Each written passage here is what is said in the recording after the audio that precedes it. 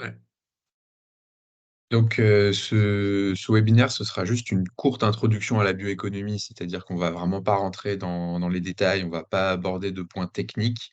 L'idée là, c'est plutôt que tout le monde se familiarise un peu avec cette notion de bioéconomie qui transpire de plus en plus dans le vocabulaire courant, notamment dans le secteur de l'environnement, mais dans le monde de l'entreprise en général. Et qui est une notion qui est de poussée de plus en plus par certaines régions, notamment la région Grand Est, la région Nouvelle-Aquitaine. Et on va essayer un peu ensemble de voir qu'est-ce qui se cache exactement derrière ce mot de bioéconomie, quels sont les différents secteurs, les différentes applications et les intérêts pour les entreprises à basculer vers la bioéconomie. Donc, en quelques mots, la bioéconomie, ça va être tout le champ de l'économie qui est basé sur des ressources organiques, c'est-à-dire sur des ressources issues issues de la culture ou de la pêche éventuellement, mais vraiment tout ce qui sort de la terre, on va dire, ou de la mer, plutôt que ce qui sort du sous-sol. Et c'est une économie qui est basée sur le carbone renouvelable plutôt que sur le carbone fossile.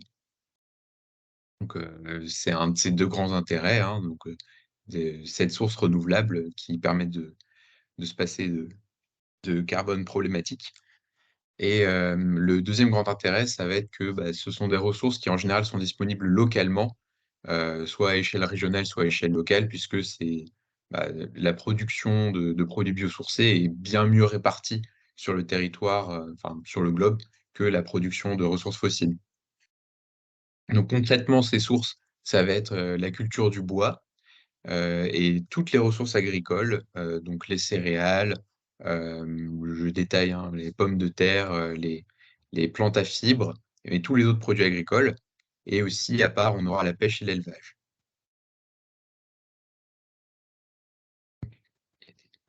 Et donc ils veulent entrer. Bonjour, on venait de commencer. Ensuite, ces ressources vont nous permettre d'obtenir des produits, donc des matériaux, des produits composites, les produits alimentaires, des intrants pour la biochimie ou alors des sources d'énergie. Et ces produits, on va pouvoir les mettre en relation avec des usages. Donc, un des gros usages, ça va être la construction, qui va être friand de biosourcés que ce soit pour les matériaux, pour les isolants ou alors comme intrant pour fabriquer des bétons. L'agroalimentaire, bien sûr, qui est basé quasiment intégralement sur la bioéconomie, mais aussi l'industrie manufacturière. J'allais dire de plus en plus, mais c'est plutôt que de plus en plus on revient aux matériaux biosourcés. Avant, on était basé uniquement là-dessus pour l'industrie manufacturière. Et dans cette industrie, les secteurs en particulier qui vont vraiment être gourmands en matériaux biosourcés, ça va être, bah, toute la production de meubles, mais aussi la filière textile et dans une moindre mesure, un peu tous les objets techniques et tous les emballages qu'on va pouvoir faire à partir de biosourcés. Et enfin, bah, on a un usage particulier qui est l'usage sous forme d'énergie, qui là peut toucher quasiment tous les secteurs et jusqu'au transport. Donc, on va détailler un peu les produits, les filières principales de la bioéconomie et on aura un petit temps ensuite pour se poser des questions et voir comment la bioéconomie peut s'intégrer vraiment dans les plans de développement d'une entreprise. Donc, pour la première filière, je vais d'abord vous poser une question. Vous allez devoir activer vos micros et tout pour me répondre. Hem, Qu'est-ce que c'est à votre avis? C'est assez facile.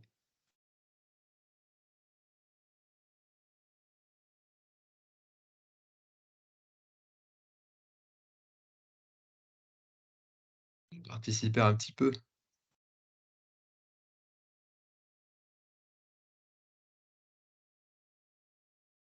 à les gens qui répondent dans le chat. Des pavés. Oui, des pavés. Bon alors qu'est-ce qu'ils ont de particulier ces pavés? Bois debout. Et beh, effectivement, ce sont des pavés en bois, voilà. Des pavés en bois qui datent de 1960 et depuis, donc depuis, plus de 50 ans, ils se font rouler dessus par des Manitou dans une énorme usine, qui transforme du métal et ils sont toujours là et j'ai pour avoir marché dessus, c'est très agréable. C'est plus confortable que de marcher sur du béton, c'est un petit peu de rebondi et tout et au début, on s'en rend pas compte, mais c'est des matériaux qui sont vraiment très durables. Ils ont été mis là à la construction de l'usine et ils sont toujours là et c'est comme ça dans une grande partie de cette usine. Donc c'était pour introduire la filière bois, qui est la plus importante des filières, de la bioéconomie, en tout cas en termes de masse brute, hein. Surtout, à l'échelle française, on a une belle, des bonnes ressources en bois. Donc la production annuelle en France, ça va être de 38 millions de stères, donc 38 millions de mètres cubes pleins de bois. Donc c'est dire qu'il y a du potentiel, pour, développer des usages et ça représente près de 400 000 emplois, pour la préparation de ces ressources. Donc c'est un des matériaux, parmi tout ce qu'on trouve dans la bioéconomie, le bois, c'est le matériau qui est le plus, multifonction, le plus versatile, hein, mais on peut détailler vraiment 3 grands groupes d'usages. Le premier, c'est le bois énergie. On va pouvoir utiliser le pouvoir calorifique du bois, que ce soit sous forme de bois neuf qui a été coupé exprès, de bois coproduits qui sont un peu des déchets ou des produits secondaires d'autres productions. Là, ça va être, tout ce qui est lié au débitage du bois, mais aussi les chutes, les copeaux et il y a aussi le bois de seconde main. On va récupérer du bois qui a déjà servi et lui donner une seconde vie très courte pour, sous forme de combustible. Ensuite, il y a le bois de construction qui est un autre usage majoritaire, où là, on va séparer un peu le bois d'œuvre qui sert à la structure, à l'intégrité physique des bâtiments et le bois d'apparence, sur tout ce qui va être bardage et meubles, si on veut l'intégrer ici. Et après, on a tout un autre groupe, d'autres petits usages où le bois va servir à faire, du consommable, donc des palettes ou des emballages, des caisses. On va s'en servir dans l'ameublement et dans le reste de l'industrie manufacturière en général, où il peut très bien se substituer au plastique ou au métal pour fabriquer, des manches, des cadres et de plus en plus, on va avoir des nouveaux usages, avec du bois un peu plus transformé. Donc, soit sur des bois un peu techniques comme le liège, soit juste sur des bois qui ont été transformés. Notamment, dans l'industrie de la mode en ce moment, on commence à développer des substituts du cuir à partir de fibres de bois. Et sur le bois, parmi toutes les filières de la bioéconomie, c'en est un qui est un peu particulier puisqu'il a une fin de vie qui est vraiment développée. C'est-à-dire que le bois, ça va être un des seuls biomatériaux qu'on recycle, puisqu'on peut, en plus de le valoriser en méthanisation, compostage ou en bois énergie, ce qu'on peut faire avec, les autres produits biosourcés, et ben, on peut aussi le fabriquer, le transformer en panneaux d'agglomérés, heu avec, pas mal de colle aussi, mais ça lui donne quand même une seconde vie. Alors, 2e question, heu, qu'est-ce que c'est? Voilà. C'est un parpaing, hein, mais, qu'est-ce qu'il a de particulier ce parpaing?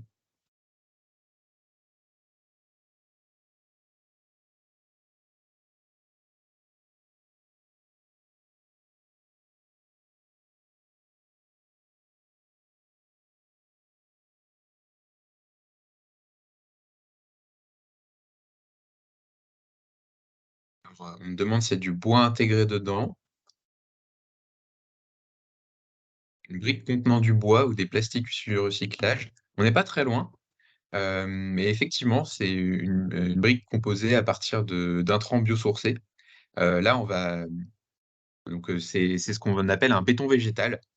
Ou le matériau granulaire qui habituellement est du gravier et du sable, qui sont des ressources, fossiles enfin fossiles, qui sont des ressources, limitées, va en être remplacé par, des débris ou des coproduits là, cette fois, ça va être de la culture des plantes à fibres. Donc, c'est très intéressant, et parce que c'est des ressources qui sont vraiment en tension, notamment le sable. Le sable à béton, il faut savoir que à échelle mondiale, c'est la deuxième ressource la plus tendue en termes d'approvisionnement derrière, l'eau douce, l'eau de consommation. Et donc cette petite question, c'était pour introduire, la filière des fibres végétales avec, 2 grandes cultures françaises, hein, que sont le lin et le chanvre. Donc une petite particularité du lin et du chanvre, c'est que, ce sont des cultures majoritairement françaises. C'est-à-dire que le premier producteur européen de lin et de chanvre, c'est la France et la France se place très bien aussi sur le classement mondial. Donc, c'est dire qu'on a une énorme ressource disponible, localement, notamment si, pour les entreprises situées dans la moitié nord de la France, puisque c'est là qu'il y a le gros de la production. Donc ce sont des filières qui sont en plein boom, qui étaient beaucoup plus importantes aussi par le passé, il y a 1 ou 2 siècles, qui ont et progressivement décliné et qui ont été remplacées par le coton, puis par, des fibres synthétiques comme le nylon. Et là, elles reviennent vraiment sur le devant de la scène, accompagnées de d'autres fibres, notamment les fibres de bois et la paille, qui est, le coproduit de la culture des céréales. Et ces plantes à fibres, on va développer, 3 types d'usages avec, comme pour le bois. Le premier, c'est l'usage un peu, dégradé, de bas de gamme, qui sont les fibres courtes. Là, on va utiliser les fibres de moins bonne qualité pour faire, des bétons végétaux ou dans des matériaux composites, là où on veut gagner en légèreté. C'est-à-dire, ça va remplacer, les fibres comme les fibres de nylon ou les fibres de carbone qu'on peut intégrer dans des résines souvent. Là, on va pouvoir mettre des fibres végétales à la place pour gagner en légèreté. On peut aussi utiliser des fibres longues qui sont les fibres, de meilleure qualité, à la fois encore une fois dans des matériaux composites, cette fois pour gagner plutôt en résistance ou en amortissement des chocs, mais on va aussi pouvoir en faire des produits particuliers. Des textiles, des papiers de très grande qualité, papier haut de gamme, ou alors, on va produire des isolants. Ça va être à la fois de l'isolation thermique et de l'isolation phonique. Et concrètement, contrairement au cliché, l'isolant en fibre végétale, notamment en paille, oui, ils craignent le feu, mais pas forcément plus que des matériaux comme l'acier, par exemple, qui pourtant est très utilisé en construction. Notamment la paille, des blocs de paille, complètement compressés, c'est presque ininflammable, hein. En tout cas, ça prend très lentement le feu. Et on a aussi tout plein d'autres produits, qui vont être faits avec les autres parties de ces plantes. Ça va être surtout dans l'alimentation, c'est là qu'on aura l'usage à la plus haute valeur ajoutée, hein, avec, à la fois le chanvre et le lin. Et le lin surtout va pouvoir servir à faire des huiles. Et on a un autre usage qui lui est un peu moins à valeur ajoutée, qui va être la production d'énergie. On le verra par la suite, hein, mais ce sera pour les biocarburants. Et un dernier usage qui est, dans l'agriculture. Le lin, cette fois notamment, va être utilisé pour en tant que complément alimentaire pour l'élevage. Bon alors, c'est la dernière fois que je vous embête, je vous demandais qu'est-ce que c'est et qu'est-ce que ça fait là surtout? Ouais, qu'est-ce que cette photo a de particulier?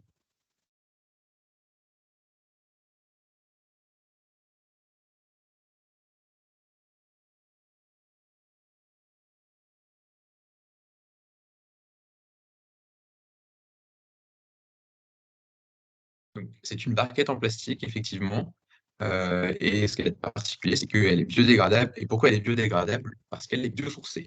Elle est faite à partir d'amidon. Donc, l'amidon, concrètement, c'est du blé, du maïs ou de la pomme de terre qui a été transformé et on en extrait la molécule d'amidon. Dans le cas de la pomme de terre, on la désigne sous le nom de fécule, mais c'est exactement la même molécule.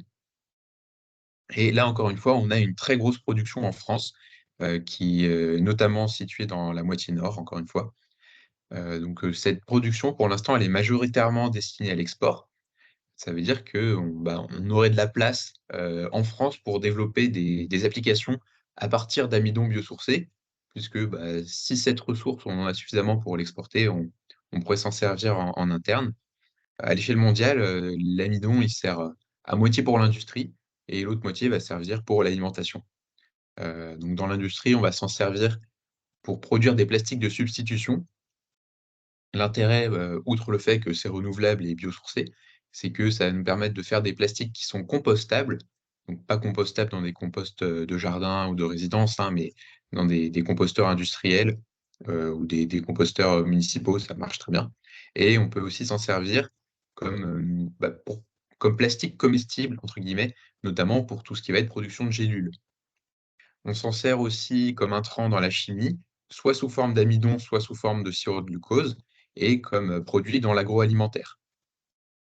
Que je sépare de l'usage alimentation qui là va être, l'amidon qui est acheté, sous forme, de fécule ou de maïzena, pour citer une marque, directement par le consommateur final. Après ces 3 grandes filières, je vais vous présenter, enfin, parler en vitesse de 2 autres filières qui sont encore plus grosses, mais que je vais moins détailler puisque, elles sont un peu à part, elles se suffisent à elles-mêmes, on va dire. La première c'est, l'industrie agroalimentaire qui, est, une très grosse, une des principales filières industrielles en françaises et qui, elle, est basée quasiment intégralement sur la bioéconomie. Et la deuxième ça va être la filière des huiles et des biocarburants. Là, je vais faire un peu de vulgarisation.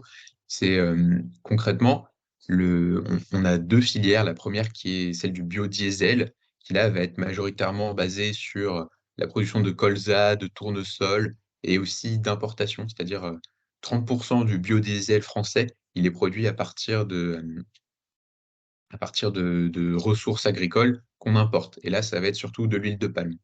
D'ailleurs, l'huile de palme, si c'est un problème écologique à échelle mondiale, c'est en grande partie à cause de, son usage pour, le faire du biodiesel. C'est un peu son usage majoritaire, en fait. L'huile de palme alimentaire est assez minoritaire par rapport au biodiesel. Et la deuxième filière des huiles et agrocarburants, c'est le bioéthanol, qui là est produit à partir de produits qui sont plus riches en sucre, comme la betterave, le blé ou le maïs.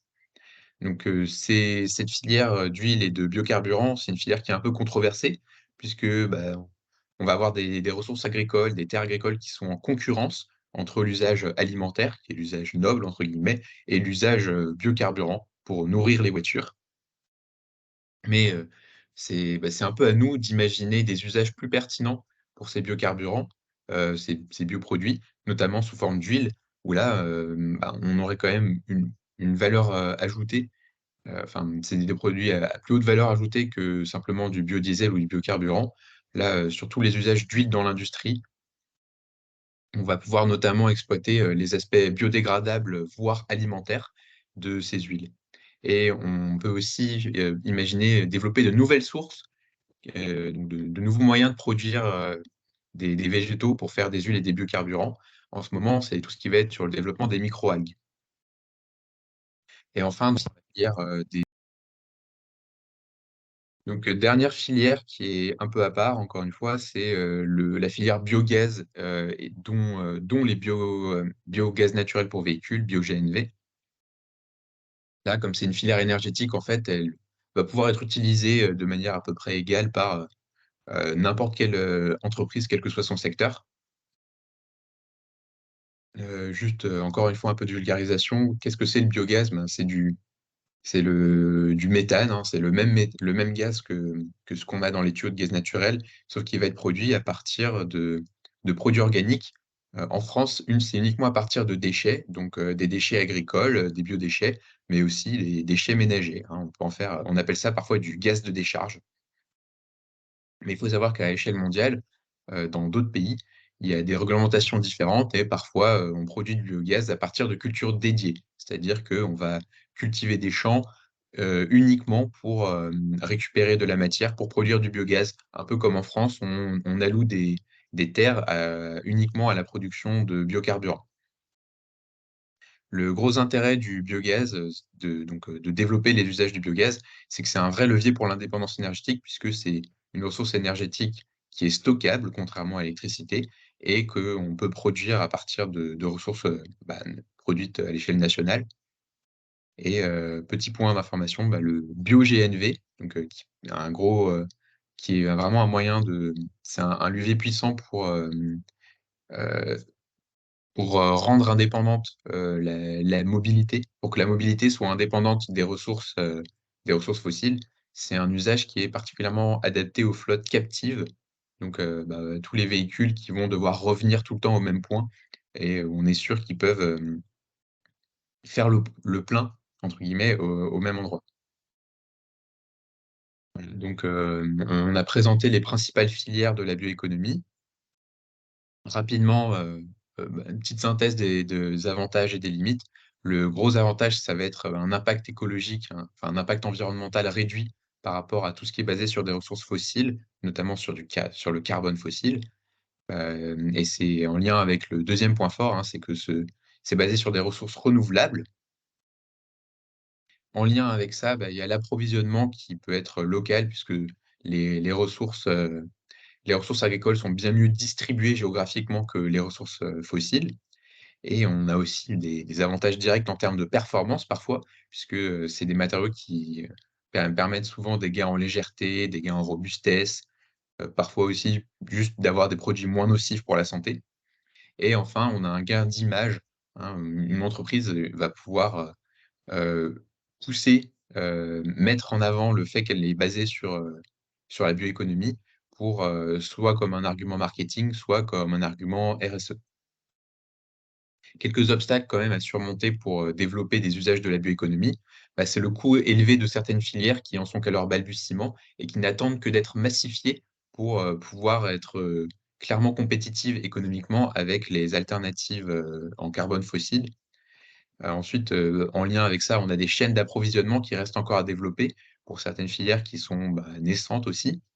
Et là, c'est quelque chose qui va concerner chaque entreprise, chaque cas particulier, c'est l'intégration au process puisque, souvent il va ça fa f falloir développer de nouveaux usages et du coup investir en R&D pour, pouvoir remplacer le produit utilisé habituellement, donc qui en général est fossile, par une alternative biosourcée. Et quelques limites à garder en tête aussi, avant de développer, à grande échelle, la bioéconomie, c'est qu'il faut quand même limiter les prélèvements humains sur la biosphère. Donc ça va, ça veut dire qu'il faut limiter les usages de bioéconomie liés à la pêche, puisque la pêche, c'est un peu le dernier secteur où l'humain va chercher dans la nature, va chasser, plutôt que de cultiver. Et sur la culture, il faut aussi limiter un peu la conversion des terres sauvages non cultivées en terres, cultivées qui sont quand même moins intéressantes d'un point de vue, heu, écologique, d'un point de vue biodiversité. C'est le deuxième point, c'est que en fait, à partir du moment où on bascule sur de l'agriculture de masse, on perd un peu les avantages de la «terre naturelle» entre guillemets, puisqu'on va réduire la richesse, la diversité d'espèces en cultivant qu'un nombre limité de plantes au même endroit. Mais ça reste toujours plus intéressant d'avoir des terres agricoles que d'avoir des terres, urbanisées si, si on raisonne en termes de bioéconomie ou, si on enfin, du point de vue de la bioéconomie, pardon, du point de vue biologique ou du point de vue, réchauffement climatique. Et ensuite, une limite qui concerne le bois cette fois, c'est que, comme c'est un produit qui est doté d'un marché mondialisé, il peut être sujet à des soucis d'approvisionnement comme, le sont les ressources fossiles, On l'a bien vu ces dernières années où, c'est l'explosion de la demande du bois aux États-Unis qui fait qu'en France, on a eu des augmentations de coûts sur cette ressource alors qu'en soi, on était largement excédentaire. Voilà, donc c'était un peu tout sur, c'est la fin de cette sensibilisation, cette ouverture à la bioéconomie. Vous savez maintenant que c'est un secteur qui est vraiment plein d'opportunités, une entreprise va pouvoir, se tourner vers la bioéconomie pour gagner en durabilité ou alors pour trouver des matériaux ou des sources d'énergie qui sont en accord avec ses valeurs. Si on a une entreprise qui est déjà bien, qui a des enjeux RSE forts et des personnes très impliquées dedans. Mais on peut aussi gagner en performance, c'est pas un cliché, parfois que les produits biosourcés sont moins performants, de moins bonne qualité que du métal ou du plastique. Eh bien, c'est un cliché que je vous invite à combattre, et à prouver que la bioéconomie peut se trouver plus performante que, l'économie du pétrole. Et enfin, on peut aussi sécuriser ses approvisionnements en se basant sur des ressources, plus locales et qui restent moins en tension que les ressources, même si on parle, même dans le cas du bois, hein, et surtout des ressources qui sont renouvelables. Donc ça permet de sécuriser son approvisionnement au très long terme. Donc il y a beaucoup de bases, beaucoup de filières de la bioéconomie qu'on a évoquées ici, qui sont, historiques, hein, qui ont été, majoritaires par le passé avant qu'on découvre le pétrole et qui ont été déclinées, au 20e, au 19e et au 20e siècle et qui sont en train de reprendre de l'ampleur. Mais il y a aussi d'autres filières qui se développent, hein, sur tout ce qui est, fibre de bois, par exemple. Donc il y a beaucoup de filières, à développer, beaucoup d'usages aussi à développer. Et je vous invite à vous lancer là-dedans et si jamais, sachez que, chez OID, on peut aussi, on ben, on peut vous accompagner. On C'est un sujet sur lequel on a envie de progresser et on est prêt à faire de l'aide à la maîtrise d'ouvrage, de la gestion de projet. On peut aussi vous aider à trouver des acteurs de la bioéconomie ou juste chiffrer l'impact environnemental, pour, des études comparatives entre des produits biosourcés et des produits «traditionnels» entre guillemets, des produits conventionnels. Voilà, je ne sais pas si vous avez des questions maintenant, des points que vous voulez aborder ou si on a suffisamment répondu, à vos attentes avec cette présentation.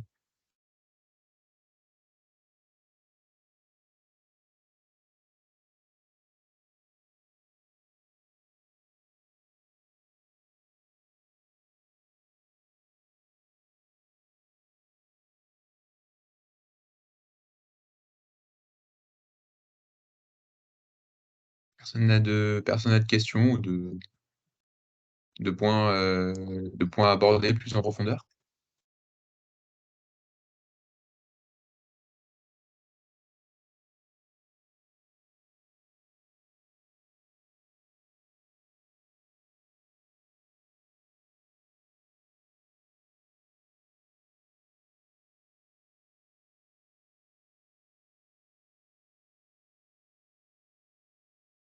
Dans ce cas-là, je vais couper l'enregistrement et je vous remercie beaucoup pour, vous pouvez pas activer le micro.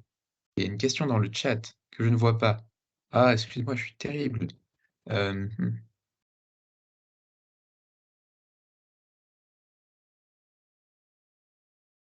Voilà, bon, bah, maintenant, vous êtes autorisé à utiliser votre micro et la question dans le chat, c'était: «Est-ce qu'on est capable de chiffrer la réduction de CO2 entre des matériaux issus de la bioéconomie et des matériaux moins durables?»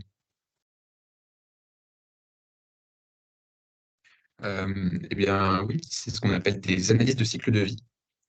Enfin, il faut faire ce qu'on appelle une analyse de cycle de vie. Donc c'est des études qui sont assez lourdes, mais qui ont été déjà menées sur beaucoup de produits. Vous pouvez notamment trouver des exemples d'ACV sur, un site qui s'appelle le Fonds Écoconception et donc c'est le me c'est on va dire, c'est la voie royale pour, chiffrer, une réduction de CO2 entre 2 matériaux. Après, il y a une méthode, un peu moins précise, un peu plus approximative, qui va être de passer par le bilan carbone. Sauf qu'en général, quand on fait ça, on se contente de regarder, un facteur d'émission. Par exemple, on va se dire, «Bon, pour fabriquer mon produit, en plastique, j'ai besoin de tant de tonnes de PE» et les facteurs d'émission du PE, bah, 1 tonne de PE, ça représente tant de tonnes de CO2. Alors que si je veux le produire à partir de paille, voilà, j'ai besoin de tant de tonnes de paille, le facteur d'émission de la paille, c'est tant de tonnes de CO2 par tonne, et ça permet d'avoir, un premier chiffrement grossier. Mais, bah, si on veut un chiffrement plus précis, il faut faire, soit ce qu'on appelle un bilan carbone produit, où là, on va prendre toutes les étapes de transformation du produit et là, ce qui pourra jouer, c'est s'il y a des différences de process. Par exemple, bah, mon plastique, on a juste besoin de le chauffer, il faut un peu d'énergie et on aura peu de rejet de CO2 liés à la consommation d'énergie. Par contre, ma paille, il va falloir la transformer, plus en profondeur, donc là, ça va rajouter plus de CO2. Mais d'un autre côté, le plastique, lui, il vient de plus loin, alors que la paille, elle est produite localement, donc l'impact du transport est réduit. Voilà, donc pour un chiffrement, plus complet, il faut faire un bilan carbone complet, en fait, sur le produit, que vous voulez, que vous voulez faire. Mais si c'est juste pour avoir une estimation grossière, bah, il s'agit de regarder le facteur d'émission du produit brut de la matière première que vous utilisez, et de son alternative. Et sinon, bah, il y a aussi l'analyse de cycle de vie qui est comme un bilan carbone produit, mais encore plus poussé puisque, il prend aussi en compte, il permet plutôt de chiffrer l'impact sur, 14 indicateurs plutôt qu'uniquement le changement climatique, avec notamment, l'épuisement des ressources fossiles. Donc là, bah, on verra clairement l'avantage de la bioéconomie, mais aussi l'impact sur la qualité de l'air, la qualité des eaux douces et des eaux marines, l'érosion de la biodiversité et cetera.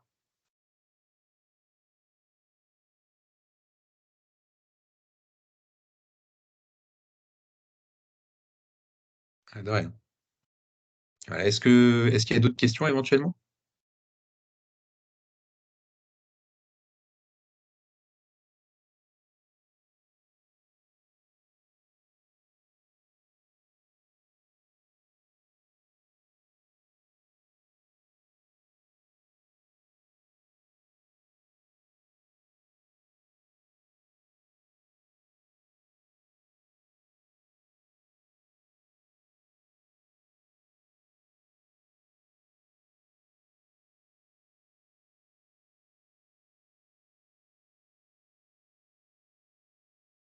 Et encore un compliment et on arrête la présentation.